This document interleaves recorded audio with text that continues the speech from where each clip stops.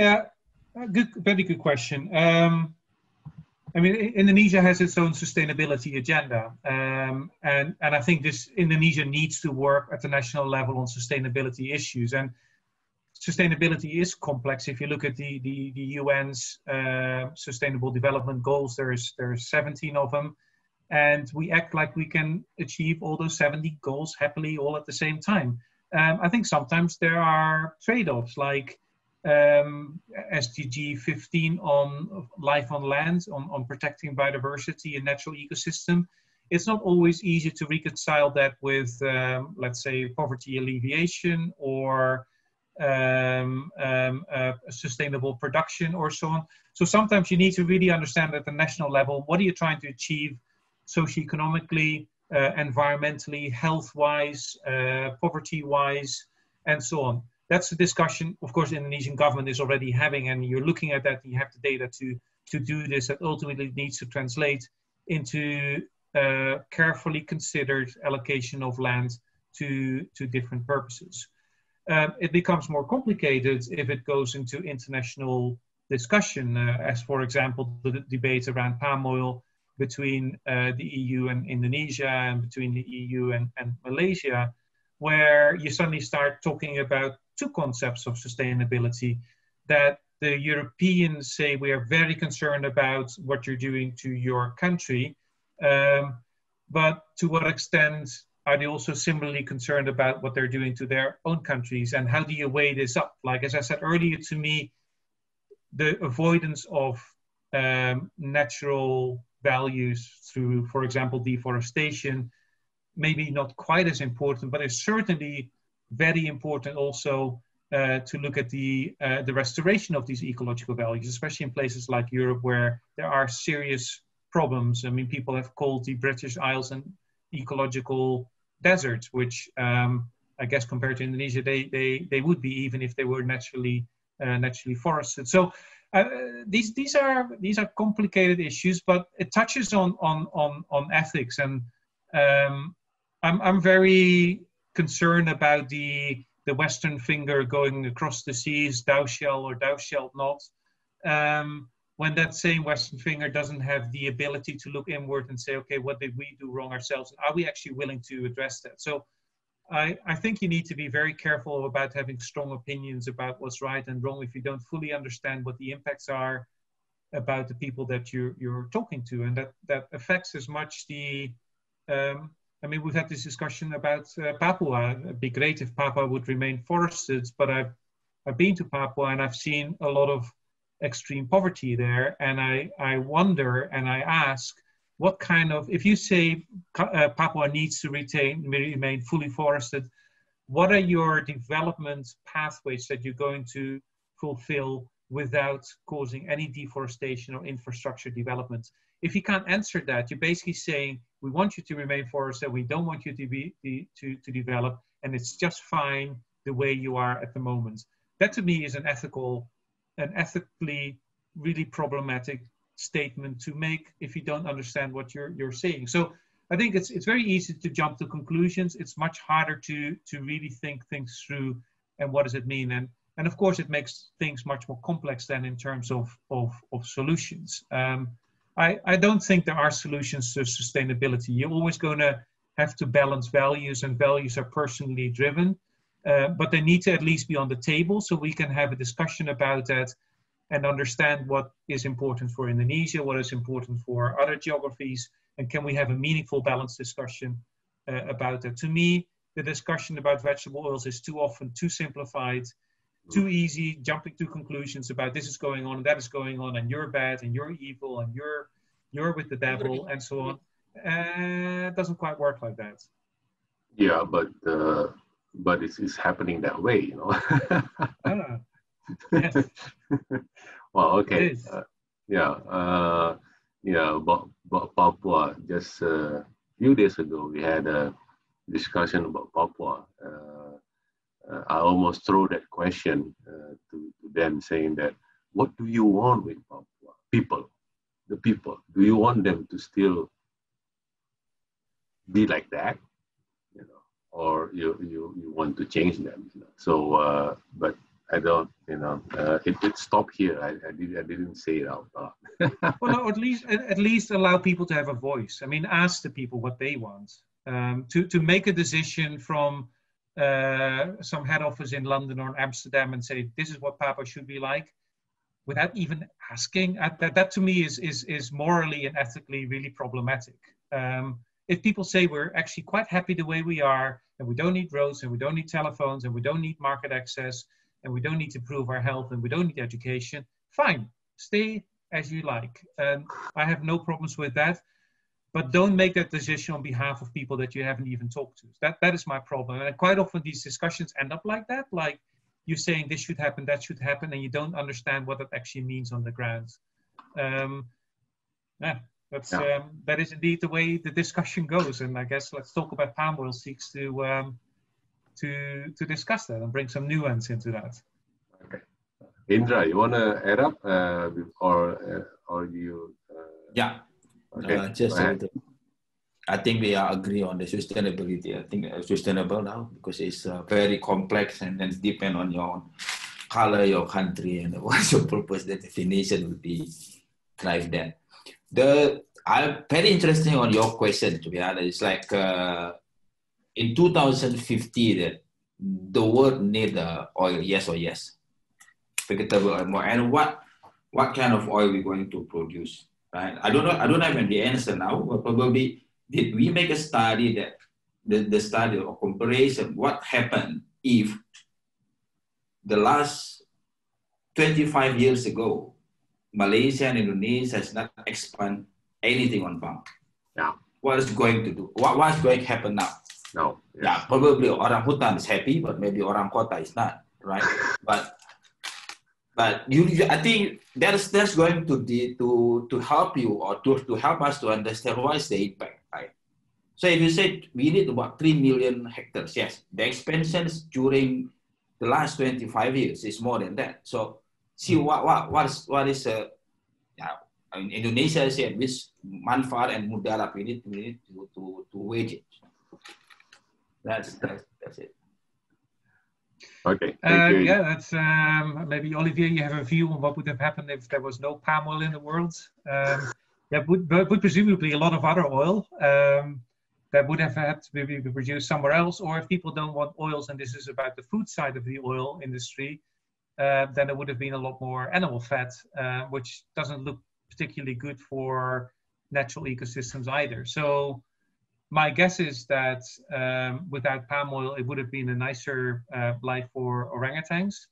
But indeed, then the jaguar in South America would have probably had a lot more problems. So I think it would have been a shift, but I don't know. Those calculations I haven't done. You could play around with numbers there. Yeah.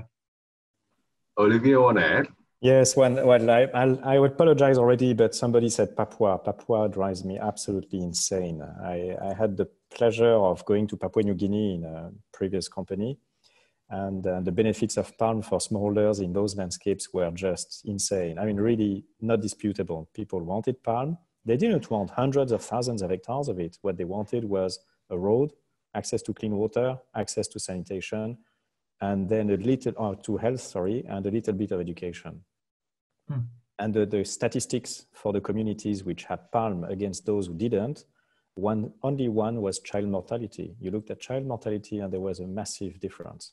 So it's very difficult for me also to have a rational discussion there because it's actually very hard to be able to, for the sustainable companies, to have to tell the communities, sorry, we will not support any development of palm in your area because there's too much forest. And that's at the moment, that's a bit the absurdity where we are. The more sustainable you are as a company, the less you can help those communities because you will be accused of deforestation. So that was my rant about Papua. But Eric, I think you manage, of course, because you have multiple PhDs, you've of course complicated things for us, for which I'm very thankful. I'm just curious, is there any, if you had the resources, would you be able to do a serious study about not only the biodiversity impact, not only the economical impact, but also the intensity of use of ecosystem services, because we're looking at, let's say, rapeseed, or more likely sunflower, and how they're using water, and how palm doesn't need irrigation. And that's one important factor. How you can see soil erosion over years if you're not managing your annual crops properly, which is something you might have less with a perennial crop. And then the impact of biodiversity at a landscape level.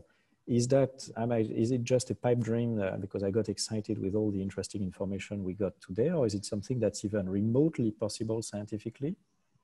Well, the first step, and we're looking for funding for that, mapping the crops is increased. There's so much stuff smart people, much smarter than any of us, can actually do with artificial intelligence and deep learning. But this map, this global map of oil palm that we just published, is based on cloud-based imagery, Sentinel-1 and 2, that an algorithm seeks. There's a learning process, a deep learning process. It looks at patterns, so it doesn't just look at pixels, but it recognizes, oh, there's a certain road alignment, there is a mill, they recognize mills. So they put all this information together and say palm oil, oil palm. Smallholder oil palm, largeholder oil palm, differentiate that. The only thing we can't reliably tell is very young palms at the global level, less than 3 years old, because it just looks too much like other stuff. So there's a lot of kind of smart stuff these algorithms can do. I'm sure we can map coconut. I'm sure we can map soy. I'm sure we can map rapeseed because of its strong yellow color in certain areas. So I'm pretty sure we can do all of that. And I've got proposals out to look for funding to do that. So I expect to have that information in 2-3 years from now, maybe slightly optimistically. Then you can go back and look at the expansion of these crops over time and see the extent to which they have displaced natural ecosystems. So not just forests, but also grassland prairies in the United States, and grassland areas in Argentina and southern Brazil and so on, which are super important for biodiversity as well. And I think then we come quickly to a point that we start understanding broader environmental impacts, including on ecosystem services, carbon sequestration, local climate impacts, and so on. So I don't think it's a pipe dream. I'm certainly very committed to going and doing it. I'm just like some cash at the moment, but I'm sure if the ideas are good, the cash will come at some stage. So I expect that to happen pretty soon. And really important, I think, that it happens to have that broader global discussion about what sustainability really means. It's about sustainable nutrition. There's the whole health aspect as well of uses of different oils and fats. So that is kind of a broader package of what does the human of 2050 look like? What does it go? What are we going to eat, and how are we going to produce that food with a minimum environmental impact around the globe and maximum socioeconomic benefits for the areas where they're being produced? Ideally, sort of unsubsidized. So it's a clean system where systems that are just not competitive are being propped up by subsidies and on economists. Maybe we shouldn't go there, but it doesn't always sound exactly right. Yeah. Okay. Okay.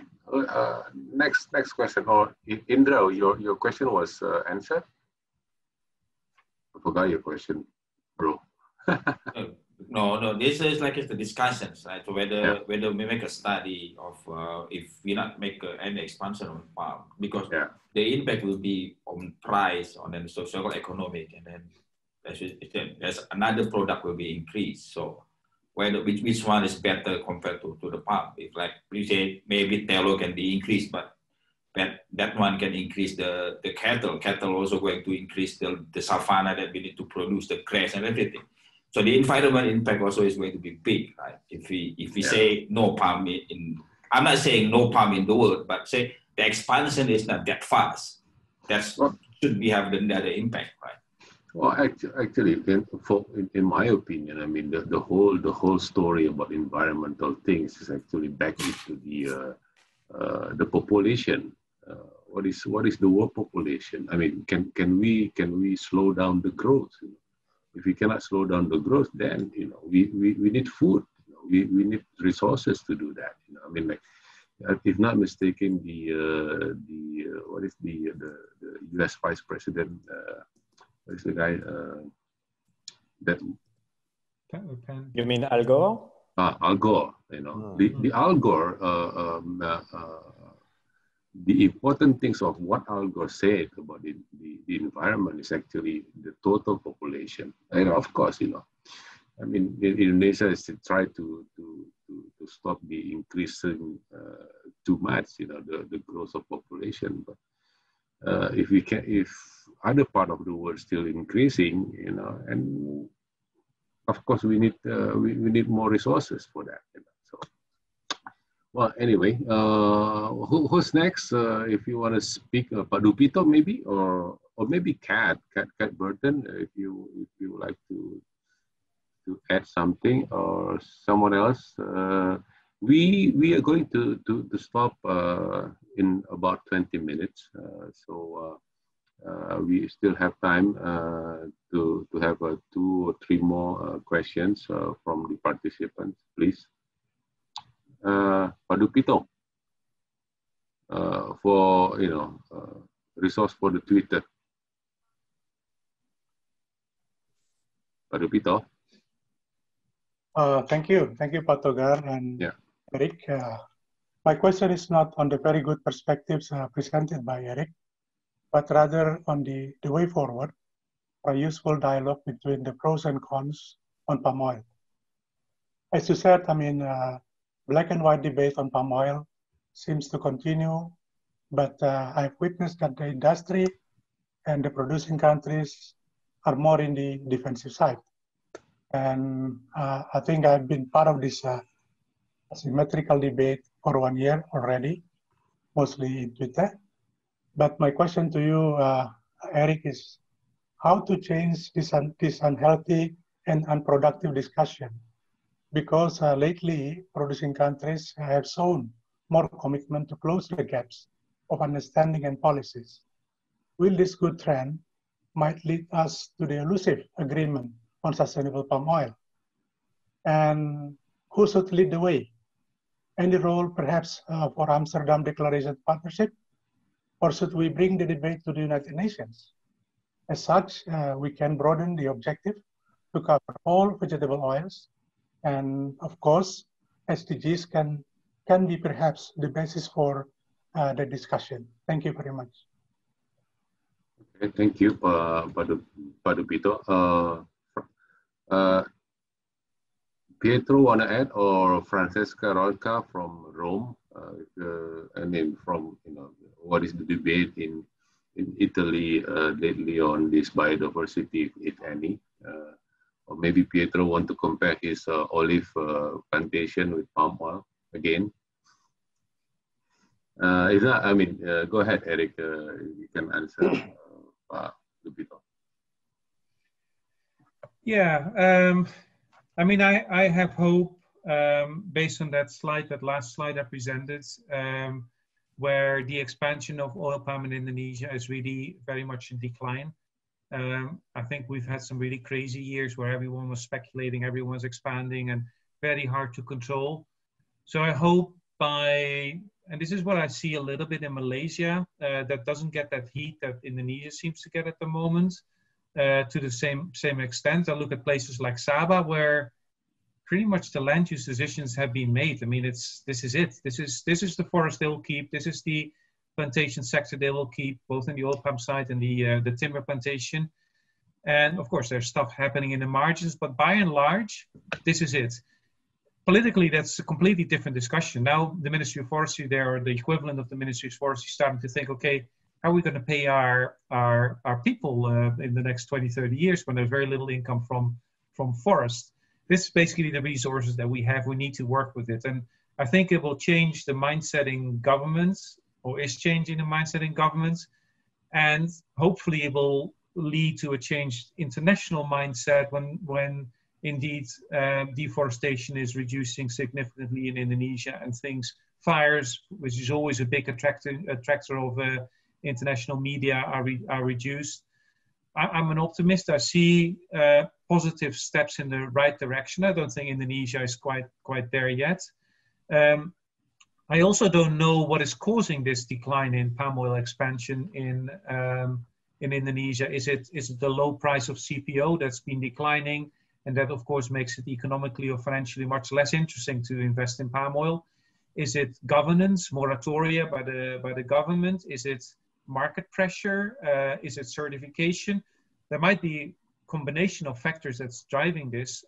Maybe it doesn't really matter what's causing it, as long as it's stabilizing land use changes. And within a situation like that, I think the opportunities for detailed management become much more clear. And then you can start focusing in the discussion on, take it away from the black and white picture of oil palm being the great destroyer of tropical forests and orangutans, and start talking more about the nuances, maybe something that Olivier just mentioned about local social benefits, benefits for smallholder producers in terms of income, poverty alleviation, examples of managing landscapes together with the oil palm sector, providing ecological benefits and environmental services, and so on. That is my hope. Whether it will stop the strong kind of polarized yes/no debate on palm oil, I don't know. I think there's people that benefit from having that discussion very polarized. I mean, this is also business. Business on both sides. The business side that defends palm oil, the business sides that attacks palm oil. They need to look for their donors. They need to have a strong story to tell. So it's quite often nice to be nuanced, but it doesn't make a lot of business sense to be nuanced. I think there's money in being strong and opposed, or strong and supportive. It's all business. Business. Okay, Michelle, you want to add something for Eric?